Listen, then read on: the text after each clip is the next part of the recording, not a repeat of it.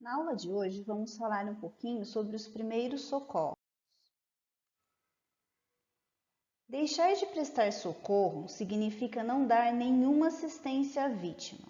E qualquer pessoa que deixe de prestar socorro ou providenciar socorro à vítima, podendo fazê-lo, estará cometendo crime de omissão de socorro, mesmo que não seja a causadora do evento. Então, gente, todo mundo tem obrigação de prestar socorro quando puder fazer isso, nem que seja para ligar para uma ambulância, tá bom? A omissão de socorro e a falta de atendimento de primeiros socorros deficientes são os principais motivos de mortes e danos irreversíveis nas vítimas de acidentes de trânsito. Os momentos após um acidente, principalmente as 2 primeiras horas, são as mais importantes para se garantir a recuperação ou a sobrevivência das pessoas feridas.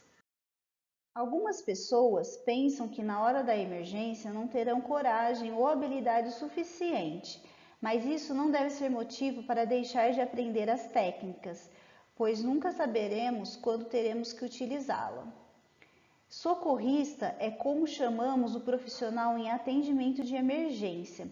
Uma pessoa que possui apenas o curso básico de primeiros socorros não deve ser chamado de socorrista, e sim de atendente de emergência. Devemos, sempre que possível, preferir o atendimento desses socorristas e paramédicos que contam com uma formação e equipamentos especiais para isso. Na maioria das cidades e rodovias importantes, é possível acionar o atendimento especializado, que chega ao local do acidente de trânsito em poucos minutos. O que são os primeiros socorros? Podemos dizer que são os procedimentos de emergência que devem ser aplicados a uma pessoa em perigo de vida, visando manter os sinais vitais e evitando o agravamento até que ele receba a assistência definitiva. Quando devemos prestar socorro? Sempre que a vítima não esteja em condições de cuidar de si própria. E quais são as primeiras atitudes? Geralmente, os acidentes são formados de vários fatores e é comum quem o presencia ou quem chega ao acidente logo que esse aconteceu, deparar com cenas de sofrimento, nervosismo, pânico, pessoas inconscientes e outras situações que exigem providências imediatas. Quando não estivermos sozinhos, devemos pedir e aceitar a colaboração de outras pessoas, sempre se deixando liderar pela pessoa que apresentar maior conhecimento e experiência. Se essa pessoa de maior experiência e conhecimento for você, solicite a ajuda das demais pessoas com calma e firmeza, demonstrando a cada uma o que deve ser feito de forma rápida e precisa. Apesar da gravidade da situação, devemos agir com calma, evitando o pânico. Transmita confiança, tranquilidade, alívio e segurança aos acidentados que estiverem conscientes, informando que o auxílio já está a caminho. Haja rapidamente, porém dentro dos seus limites. Use os conhecimentos básicos de primeiros socorros. Às vezes é preciso saber improvisar. Como que deve ser feita a abordagem da vítima?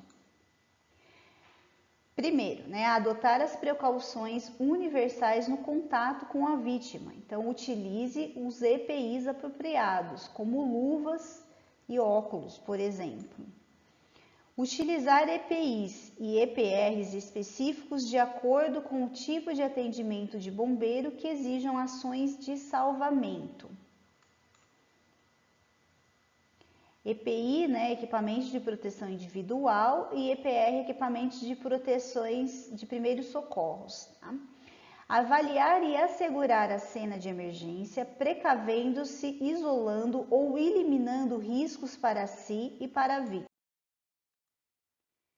Avaliar a cinemática do trauma e prever possíveis lesões nas vítimas de trauma.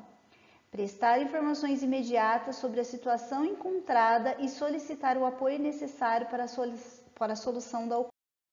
Em relação ao contato com a vítima, Se a vítima estiver consciente, o socorrista deve apresentar-se, dizendo o seu nome e que está para ajudar a socorrer, indagar se pode ajudá-la, obtenha o consentimento, questionar sobre o ocorrido, questionar sua principal queixa e informar que vai examiná-la e a importância de fazer isso.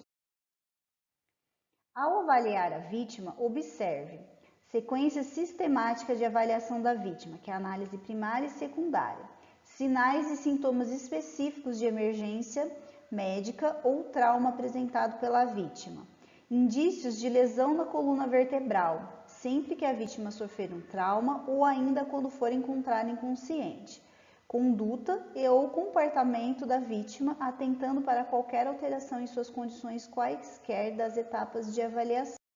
Agora vamos falar um pouquinho o que fazer em caso de choque elétrico. O choque elétrico, geralmente causado por altas descargas, é sempre grave, podendo causar distúrbios na circulação sanguínea e, em casos extremos, levar à parada cardiorrespiratória. Na pele, podem aparecer duas pequenas áreas de queimaduras, geralmente de terceiro grau, a de entrada e a de saída da corrente elétrica. Quais devem ser as primeiras providências? Primeiro de tudo, desligue o aparelho da tomada ou a chave geral. Se tiver que usar as mãos para remover uma pessoa, envolva-as em jornal ou em saco de papel. Empurre a vítima para longe da fonte de eletricidade, com o objeto seco, não condutor de corrente, como um cabo de vassoura, tábua, corda seca, cadeira de madeira ou um bastão de borracha. O que fazer? Se houver a parada cardiorrespiratória, aplique a ressuscitação. Cubra as queimaduras com gaze ou com um pano bem limpo. Se a pessoa estiver consciente, deite-a de costas com as pernas elevadas. Se estiver inconsciente, deite-a de lado. Se necessário, cubra a pessoa com um cobertor e mantenha calma. Procure ajuda médica imediata. Em caso de corpo estranho, crianças pequenas podem acidentalmente introduzir objetos nas cavidades do corpo, em especial no nariz, boca e ouvidos. Esses objetos são, na maioria das vezes, peças de brinquedos, sementes, moedas, bolinhas de papel, grampos, entre outros. Se houver asfixia, a vítima apresentará a pele azulada e respiração difícil ou ausente. No ouvido, não tente retirar objetos profundamente introduzidos, nem coloque nenhum instrumento no canal auditivo. Não bata na cabeça para que o objeto saia, a não ser que se trate de um inseto vivo. Pingue algumas gotas de óleo mineral morno, vire a cabeça para que o óleo e o objeto possam escorrer para fora e procure ajuda médica especializada imediatamente. Nos olhos, Não deixe a vítima esfregar ou apertar os olhos. Pingue algumas gotas de soro fisiológico ou de água morna no olho atingido. Se isso não resolver, cubra os dois olhos com compressas de gaze sem apertar e procure um médico. Se o objeto estiver cravado no olho, não tente retirá-lo. Cubra-os e procure ajuda médica. Se não for possível fechar os olhos, cubra-os com um cone de papel grosso, por exemplo, um copo, e procure ajuda médica imediata. No nariz, instrua a vítima para respirar somente pela boca, orientando-a para assoar o nariz. Não introduza nenhum instrumento nas narinas para retirar o objeto. Se ele não sair, procure auxílio médico.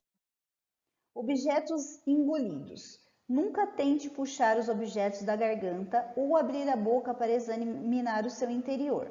Deixe a pessoa tossir com força. Este é o recurso mais eficiente quando não há asfixia. Se o objeto tem arestas ou pontas e a pessoa reclamar de dor, procure um médico. Se a pessoa não conseguir tossir com força, falar ou chorar, é sinal de que o objeto está obstruindo as vias respiratórias, o que significa que há asfixia. O que fazer em caso de asfixia? Aplique a chamada manobra de Heinrich. Fique de pé ao lado e ligeiramente atrás da vítima. A cabeça da pessoa deve estar mais baixa que o peito. Em seguida, dê 4 pancadas fortes no meio das costas, rapidamente com a mão fechada. Sua outra mão deve apoiar o peito do paciente. Se o paciente continuar asfixiado, fique de pé atrás, com os seus braços ao redor da cintura da pessoa. Coloque a sua mão fechada, com o polegar para dentro, contra o abdômen da vítima, ligeiramente acima do umbigo e abaixo do limite das costelas. Agarre firmemente o pulso com a outra mão e exerça um rápido puxão para cima. Repita, se necessário, 4 vezes uma sequência rápida. Se a vítima for um bebê ou uma criança pequena, deite-a de bruços apoiando em seu braço. Dê 4 pancadas fortes, mas sem machucá-lo. Mantenha o bebê apoiado em seu braço, virando de costas com a cabeça mais baixa que o resto do corpo e apoie 2 ou 3 dedos em seu abdômen, ligeiramente acima do umbigo e abaixo da caixa torácica. Pressione as pontas dos dedos com um ligeiro alongamento ascendente, se necessário, repetir 4 vezes. Procure auxílio médico. Outros casos de primeiros socorros são apresentados no material complementar disponível no Moodle e disponível também na sua equipe do Teams. Até a próxima!